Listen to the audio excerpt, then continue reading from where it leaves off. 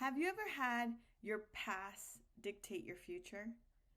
We are no longer going to do that. So, on today's show, we're going to talk about how to stop your past experiences from dictating your future ones. Stay tuned. Hola, hola. Thank you so much for being here. I am so happy to be talking about a topic that is really what helps us change for the better, which is not letting our past experiences dictate our future ones. And we've all been guilty of this. I mean, it's really easy to continue the pattern that we've kept up for years.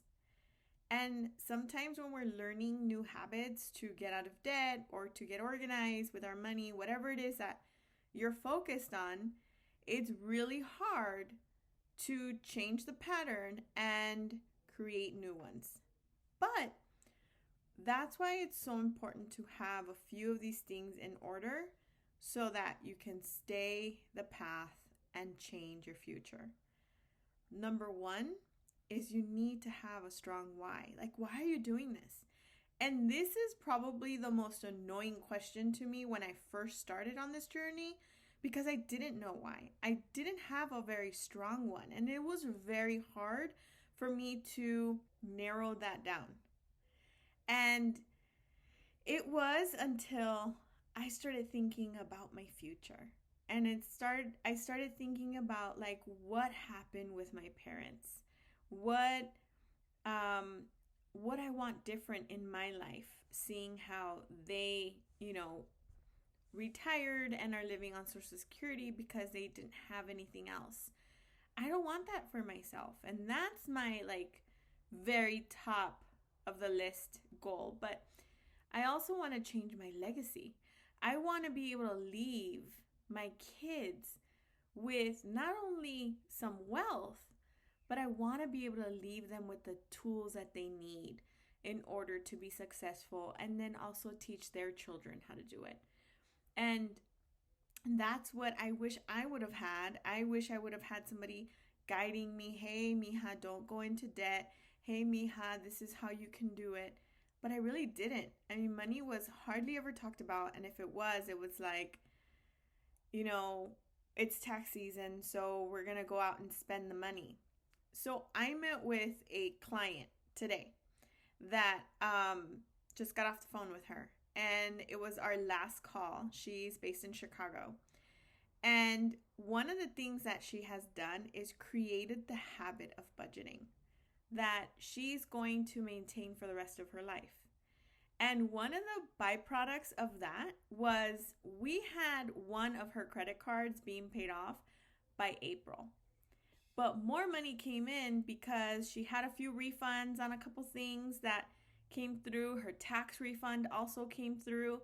And she had more money to throw at her debt.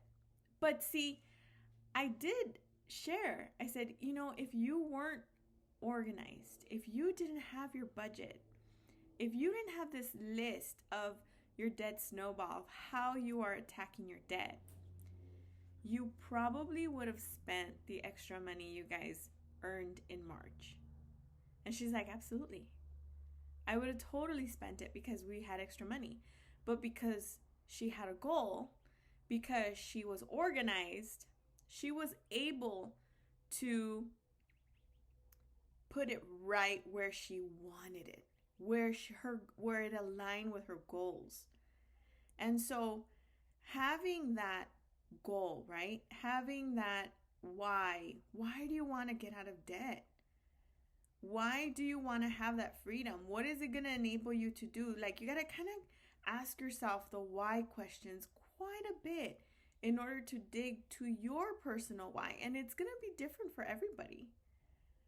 But you need to have the why, because those are going to help you dictate your future choices.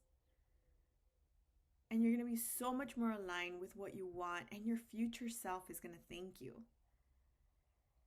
And we have to keep those things in mind. Number 2, you got to have an accountability partner. You see, when you're single, it's really easy to just be like, oh, well, I'm just going to go with the flow and hope for the best, and nobody's really keeping you accountable.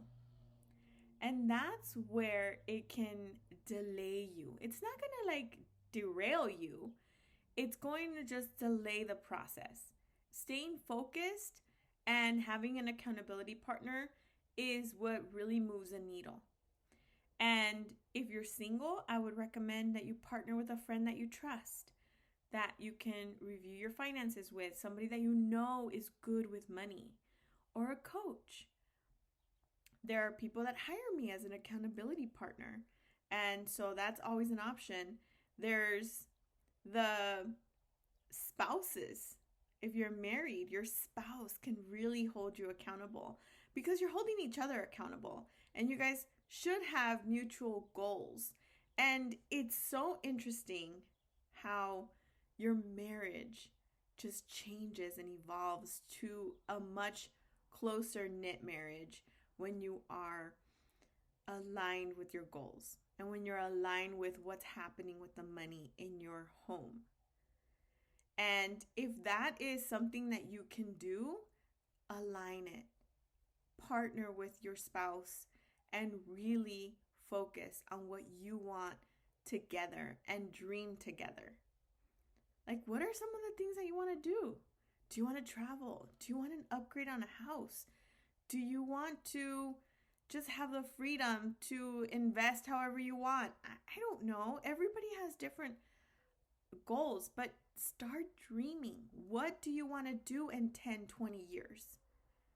And that's what's going to motivate you to really do the thing now.